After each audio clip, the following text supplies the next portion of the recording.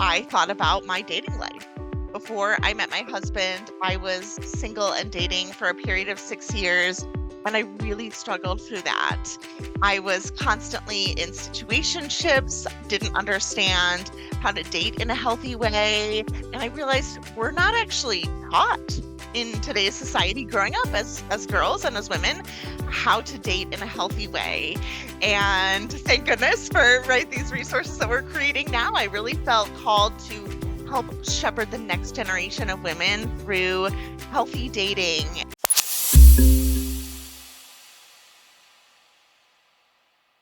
Hello, and welcome to Tend Tasks YouTube channel, The Art and Science of Tending, a video podcast series that aims to help busy modern couples who want to have an equal partnership but don't know how. I'm Felicia Kashevaroff, a relationship equity coach and the founder of Tend Task, where I merge technology with relationship coaching to create a future where couples tend to each other rather than getting lost in the tasks of daily life. In our journey together, we'll explore evidence-based strategies that are not just theories, but practical tools for building equal partnerships. Relationships don't exist in a vacuum. They're influenced by larger systems, societal norms, and our own individual experiences. We'll dig into those systemic factors as well as the subtle personal experiences that individual couples face. Whether you're looking to deepen your relationship, find balance, or simply explore the fascinating world of relationship dynamics, you're in the right place. So today, I'm super excited to have a guest join me today for an interview. This is Lauren Fondriest, a women's dating and empowerment coach. She helps women date with confidence to attract their dream partner. Through one-on-one coaching and a structured dating process, Lauren supports women in finding and building a healthy, committed relationship. Welcome, Lauren. I'm so happy to have you here. Thank you, Felicia. I'm thrilled to be here and talking with you today. Yeah, I'm really excited to talk about the flow between dating and equal partnership. You have to start at the beginning to get it right? Absolutely. So the earlier we can start this, the better. Absolutely. I want to hear, before we jump into that, I want to hear more about your story and what inspired you to become a women's dating and empowerment coach. Yes. So I started my coaching in the corporate world, and I knew that I wanted to build my own coaching business and really help women with the things that matter most to them. And when I think about my own journey and where I struggled and learned and grew through, I thought about my dating life. Before I met my husband, I was single and dating for a period of 6 years, and I really struggled through that. I was constantly in situationships, didn't understand how to date in a healthy way, and I realized we're not actually taught in today's society growing up as girls and as women how to date in a healthy way. And thank goodness for these resources that we're creating now. I really felt called to help shepherd the next generation of women through healthy dating and help them to experience that from a place of more confidence and self-worth and really standing up for what they want a relationship to look like for them. So I took my coaching skill set and my deep learning and knowledge for relationships, and now I'm coaching women who are in the dating process, single, dating, ready to find their life partner, to date with more intention around that. I love everything about that. And I think this is something that is so necessary as we talk about, women's desire to build healthier and more equal partnerships. Now, I have a lot of friends who are currently dating right now, and it's tough out there. They tell me some pretty crazy stories. So tell me, what are some of the challenges that modern empowered women face as they date today? Many modern empowered women have already created amazing lives, all on their own, right? They're building their careers, they've traveled the world, they've surrounded themselves with an incredible community of friends and family and their hobbies. And so what they're looking for in a partner, it's no longer for financial stability or the steadiness necessarily that maybe was the case in the past. And now they're looking for someone to complement their lifestyle and be their sense of home as they build their dream lives. That And makes perfect sense. I think you nail it when you say that women are really leading their best lives. Like they're coming into their own, and there isn't that sense of, I can't do certain things because I don't have a partner. I can build my career. I can have my own, secure financial life. So it's really a different experience than, our parents and the ones that came before them. Right. And I'm also seeing that women are looking for their partner to become an emotional equal. Someone that makes them feel like home, meaning someone that can attend to them and care for their needs in an equal way, right? So one partner is not necessarily playing the role of nagging or constantly caring for the other. And I feel that women are often accessing a lot of resources such as therapy or coaching to help them do the inner work, meaning to get really clear on what do they want in their own lives and how do they show up as emotionally intelligent people. And they're looking for partners who can do the same. Yeah, it's not enough for one person to bring their best selves to the table. Both partners really have to do the work. And I think it's great that you are seeing women do that work. And also, I think that, entrenched gender norms are so powerful that even my strongest, badass friends, sometimes I see them dim their light a little bit, in the fear that they're going to drive away a potential partner. Like, their needs and wants and desires are too much. They're afraid that they're going to be too much. So what advice would you give women like my friends? Yes. I first want to say I feel this so deeply. That's how I felt when I experienced dating. I was constantly pushing away my own needs and accommodating for my dates out of fear of rejection. And when I dug into that and I did a bit of research, especially around attachment styles, the most empowering thing that I learned was your needs are your needs, right? And of course, there will always be places in relationships where we're accommodating and compromising for others. But at your core, when you get really clear on what do you need to feel happy, to feel stable, feel secure, right? Feel any way that you want to feel in your relationship, if you get in the habit of pushing those down out of fear that someone might not step up to the plate to that, you're setting up this unhealthy dynamic from the very beginning. That's only going to get worse as you progress in a relationship. So I would say, as a woman dating, right, get really comfortable with what are your needs? What do you want and desire in a relationship? How do you want to feel? How do you want your partner to show up for you? And courageously communicate those. It doesn't have to be a huge thing, right, that boils until the breaking point.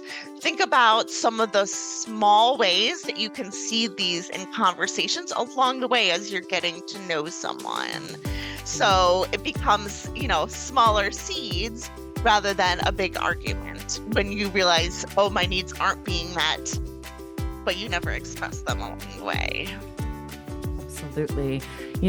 I think when you put your needs to the side, that is the point at which it makes it really difficult to build an equal partnership, right? Because if you are not putting your needs at the same value level as the needs of the person that you're dating at the outset of the relationship, it is so hard to make that up later. And I know it might sound like trite or, easy to say when I'm not in the moment. But ultimately, if people think that you're too much, they're giving you a gift by saying that they're not for you. Absolutely. And I wanted to highlight something you said, which was putting your own needs at the same value level as your partner's. You are going into a relationship, your needs are absolutely as important as your partner's needs.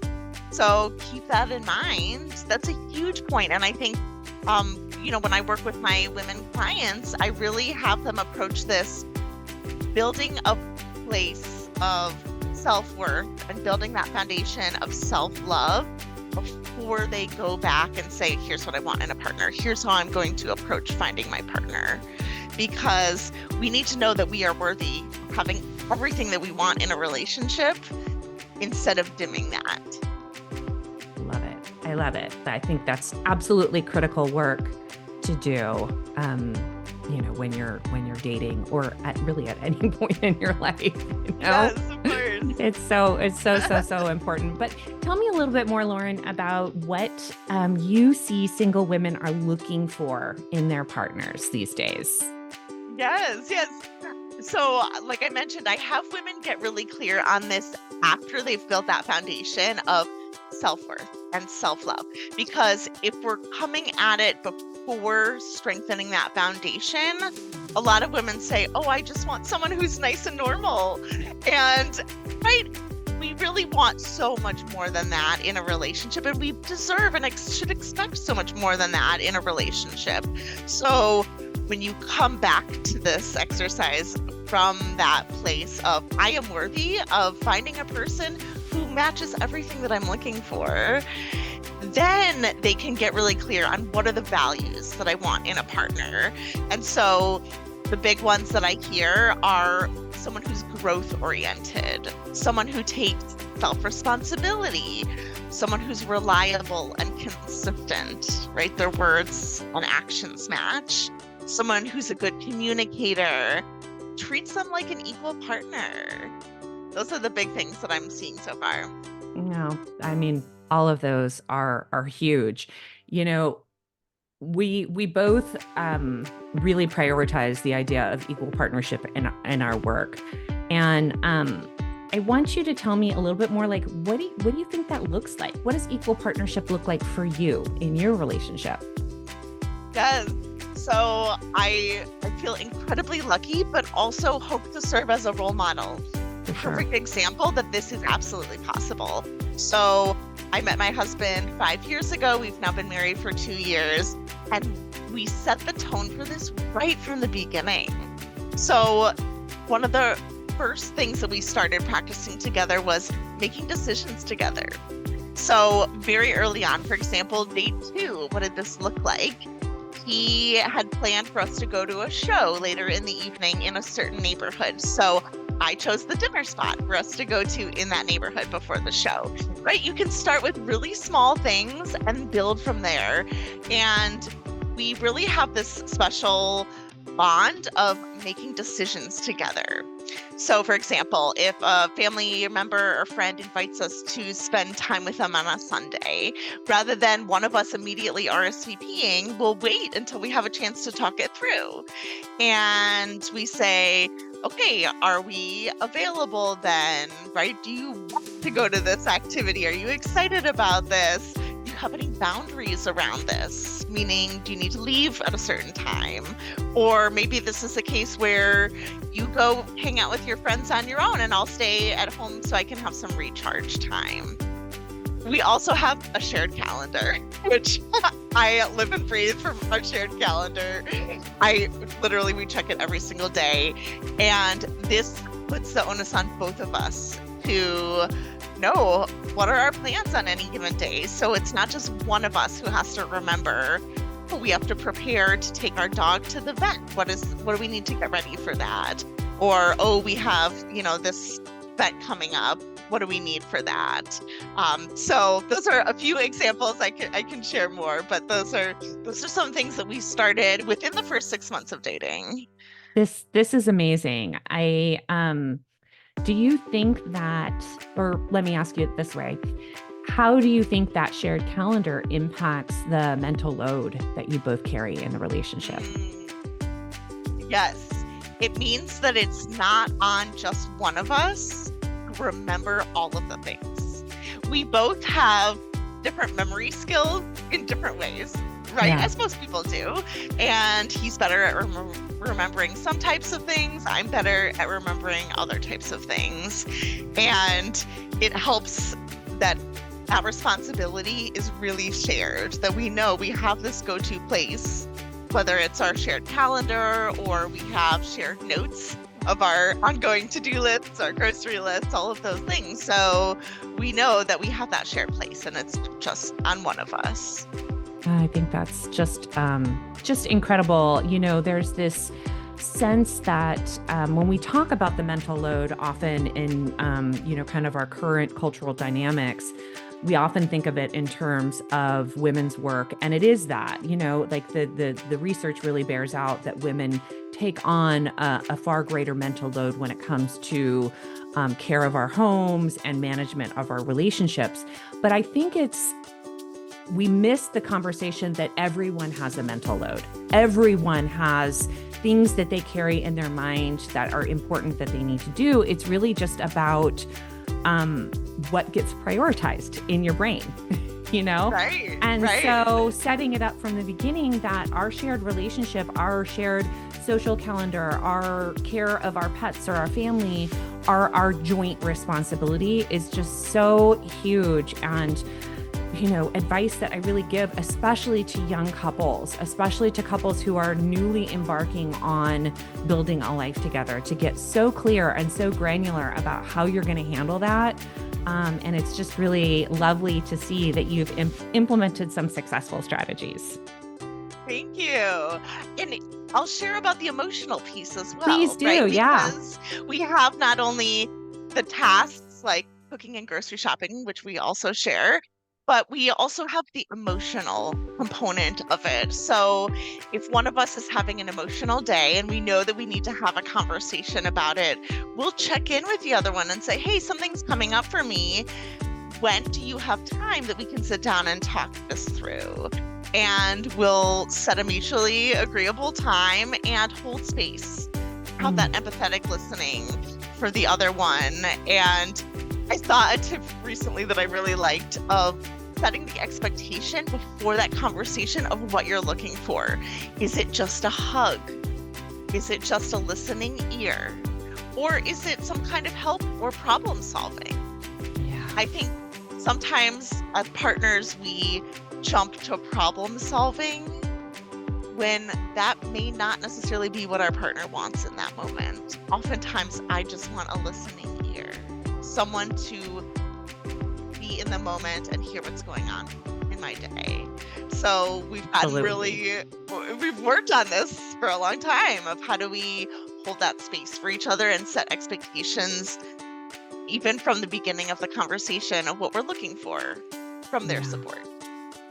Well, I know that you're also familiar with the Gottman method and the work of John and Julie Gottman. And, one thing that I think is so interesting is that when they looked at the relationship, successes, the love masters is I think what they call it, that universally the couples who had transformed their relationships in a positive way and had kept momentum going many years into the future had those kinds of stress relieving conversations where where you're showing up, you're a team, and it's you against the world. There's not that sense of advice. There's just listening and there's pure support. And that's what I'm hearing that you and your husband are doing regularly in your emotional life. That's so wonderful. Thank you. Yes, there's very much a growth mindset behind it, looking to improve and grow closer together rather than to prove. Meaning neither one of us is trying to win an argument. We're really looking, how do we improve our dynamic and work better as a team? Yeah. Curiosity and progression in your relationship. That's terrific. I love that. Those are all things that I also tried to implement in my relationship. My partner and I don't live together, but that comes with a different set of mental load, is that we have to be really conscientious about creating connection with one another, because we're not always in the same space. And so, that is something that we are very intentional about in our daily lives, is really creating that connection in the morning, throughout the day, in the evening. It's just really important, especially when we both lead really busy, challenging lives. Yes. Creating space for that connection is so important. And when you talk about doing that conscientiously, what does that look like for you both? So we have, these rituals. So it's not unusual and it's not difficult, but it's consistent and it's important. And so every morning we text each other. The first thing we do is we text each other when we wake up, and we check in and see how we slept and what the day is going to look like. So we both have like a snapshot of what the other person is doing, which allows us to do intentional check-ins throughout the day. How did that meeting go? I know you had a doctor's appointment from 3 to 4. Everything okay? And then, the same thing in the evening, where we do a check-in at the end of the night and see how everything went, and, make sure we're both just that quick moment of connection at the beginning of our day and at the end of our day is so unbelievably meaningful to me.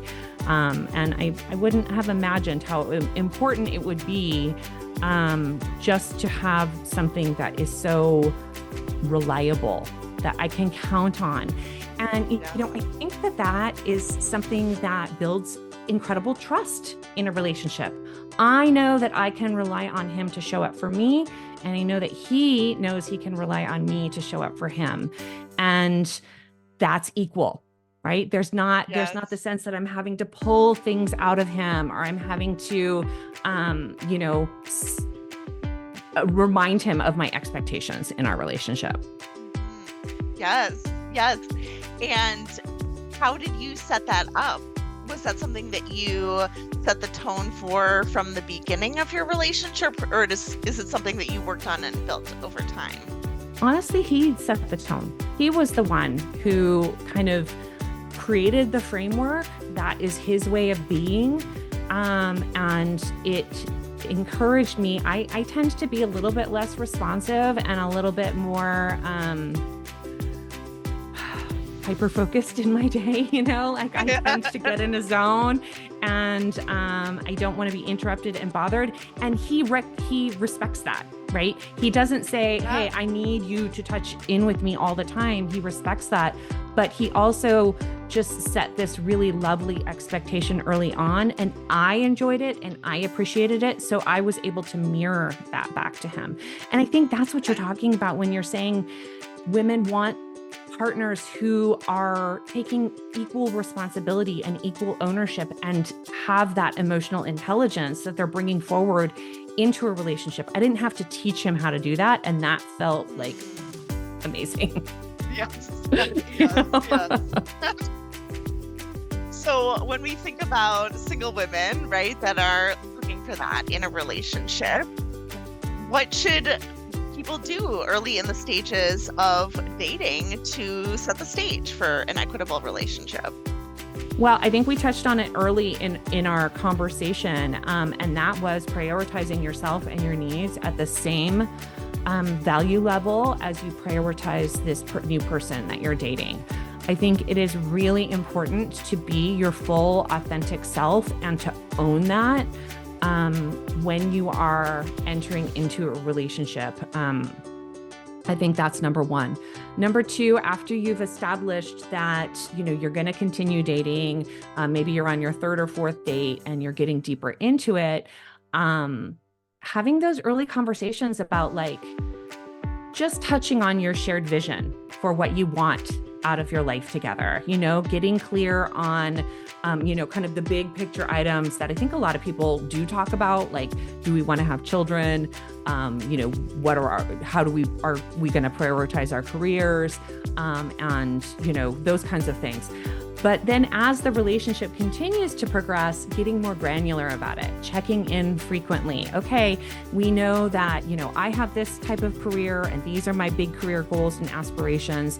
These are yours. How are we going to bring those together? What's going to happen when something comes up to try to derail it? So just consistent and continuous conversations about that shared vision. I think people should really, really dig into it. But I get some pushback from people, especially in the dating part of the relationship, that maybe that's too much too early. What are your thoughts? Ooh, I think what you were saying about the constant check-ins and communication, to build that over time, right? So it may look like one big conversation, but I think what might feel a little bit more natural for people is building that bit by bit incrementally over time. Because in the early phase of dating, you're really just getting to know someone and getting a sense of whether their vision for life and how they show up and how they operate lines up with yours. And do you feel that connection and you're building that compatibility there? And I love this concept of having just consistent but simple check-ins over time, just to say like, hey, even giving really positive feedback. Hey, I love that you took initiative to plan that date and made that reservation. That made me feel really special. I have an idea for our next date. What do you think?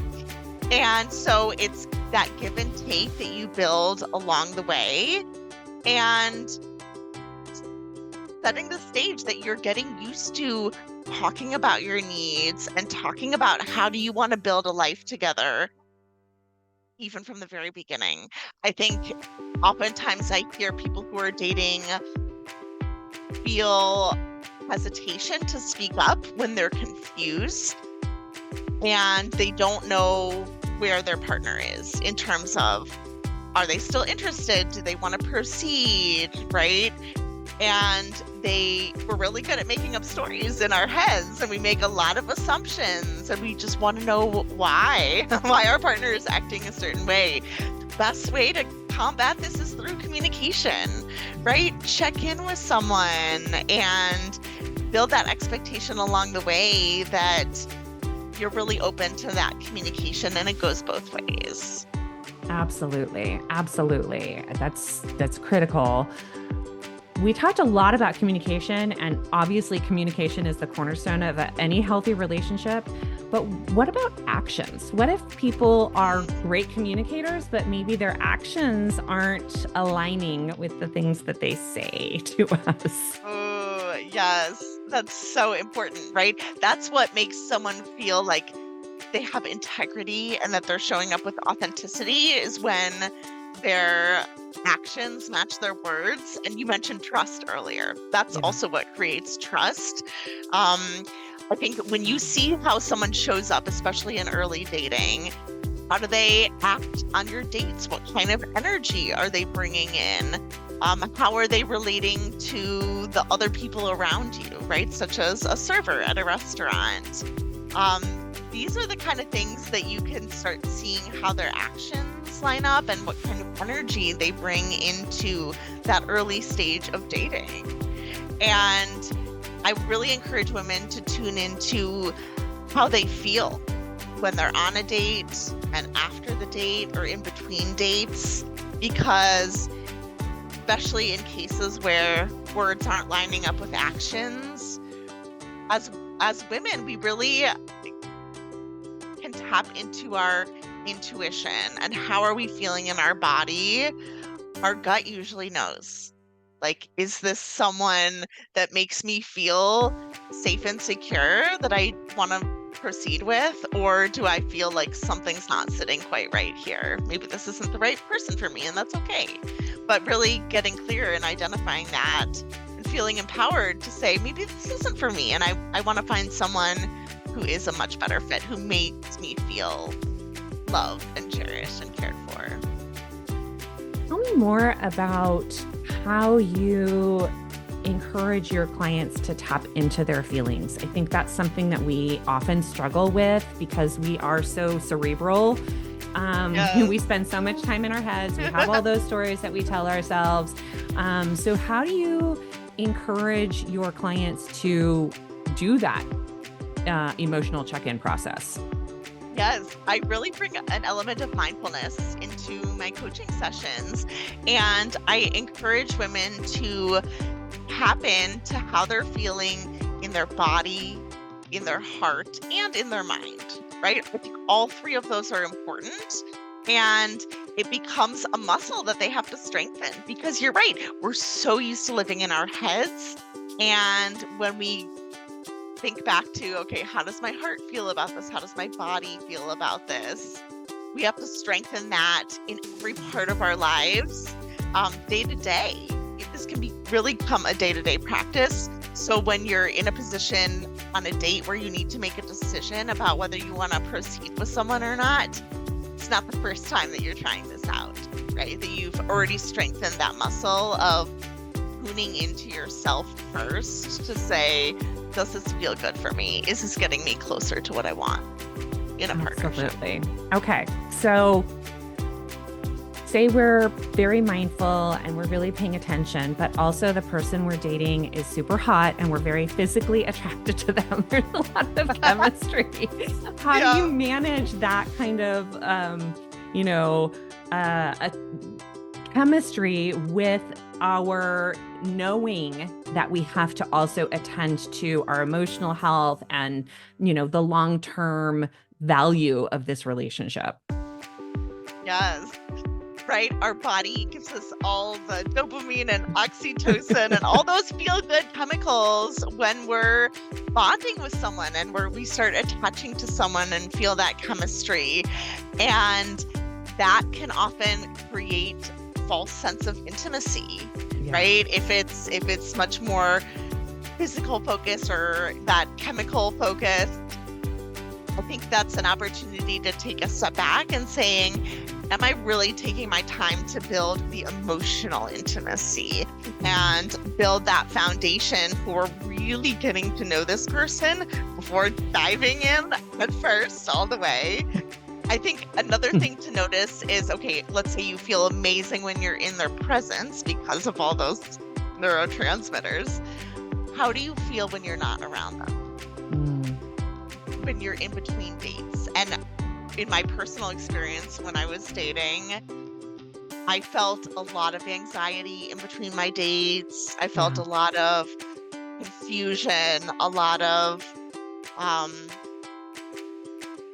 angst of really wanting to chase after them and wanting more from them that I wasn't getting because all those neurotransmitters were pumping my brain and body full of, oh my gosh, I want to, date them immediately without really taking the time to get to know them and see date over date, week over week, over month. Are they showing up in the way that I would like my partner to? So I was ignoring a lot of those signals of what they were actually doing because I was so focused on how I felt during the date when I was around them. Yeah, I love that. I think you're completely right about doing the in-between check-ins. I think that's so valuable. It might be that on the date you have that flood of dopamine, but then between the dates you're like, it's that confusion, that level of confusion, which is something that I experienced when I was dating. And I see, when I was talking about my friends, that is the number one complaint, is that confusion about maybe they are not as attentive in responding to text messages or setting up plans and all of that. So what advice would you give your clients if they're in that moment of confusion and not really knowing what the other person is thinking about how this relationship is going? Yes. So two things. One is self-focused and one is other-focused. Okay. So if you're let's say you're having a day where you're flooded with anxiety and confusion, you had your date 3 days ago and maybe you're not receiving the level of communication that you had hoped for, this is a great opportunity to pour that energy back into yourself. Do something that makes you feel loved and cared for, whether that's some form of self-care, some form of movement, meditation, journaling, call a friend that's going to make you laugh, right? Do something to put that energy back into yourself and remind yourself that it's okay. You can take a beat. You are loved and cared for by so many people in your life. And putting so much of your mental energy on this one person is probably distracting you from all the other things that you want to get done that day. The other is in terms of communicating back with that partner or that date, right? And saying, maybe it's a simple text check-in, like, hey, I'm really enjoying the time that we're spending together. Would love to have a conversation about how you feel it's going, or if you'd like to proceed, and open up that door. So it gives them the ability to have that two-way dialogue, whether it's in the next date or even over text message. So you're not just sitting there wondering and waiting. I love that. I know my friends are always asking, like, is it okay if I text? Like, if you want to text, yeah. That's what I mean about like being yourself. Yeah. Like, obviously within reason, we have to, sometimes when that anxiety is really kicking in, we have to question, like maybe really be thoughtful about whether the timing is right. But ultimately, you got to be yourself, and because it's unsustainable to not like pretend to be someone else. You can't carry that forward into a long-term relationship. Exactly. Yeah. Well, what else, Lauren? Is there anything that you think that we missed in this conversation? Is there anything else you want to share with the watchers and listeners today? I think just giving an encouragement that finding an equitable relationship, if that's what you're looking for, is absolutely possible. And, one of my clients described sharing the mental load and emotional load to me without having the vocabulary around it yet. And I knew right away what she was talking about. And she said, is that too much to ask for in a relationship? And I was like, no, please. No, it's not. Lean into that, right? Yeah. You know that's what you want. That's what will make a great relationship for you. Go for it, right? Don't hold back on seeking that equitable partnership and finding that partner who will share the mental and emotional load with you, because you deserve that, right? Yes. Don't take yourself out of the running thinking that that's not possible for you, because it absolutely is. Absolutely. That's the tagline of this conversation. You deserve that. You deserve the equal partnership that you desire. Yes. Yeah, yes. Absolutely. So how can people find you, Lauren, if they are in this place where they're dating or they're thinking about dating? How can they find you and work with you? Yes. I would really encourage women who are single and ready to date with more intention and want a structured, guided, supported process around that to reach out to me. You can find me on Instagram. My handle is my name, Lauren Fondriest, and my website is also my name, laurenfondriest.com. Oh, thank you for sharing that. And I just realized that I pronounced your name wrong in the beginning. I should have asked about that. That's but okay. Thank you so much for sharing your wisdom with us. And, I always see relationships as this winding kind of path, and setting the tone early is the way to have success when it comes to equal partnership and in so many other things. So thanks again for being here with me today and sharing your wisdom and knowledge. Yes, thank you so much, Felicia, for having me. This was an amazing conversation, and I'm so excited for all the women who get to know that this is possible for them. Absolutely. Thanks again. Thank you.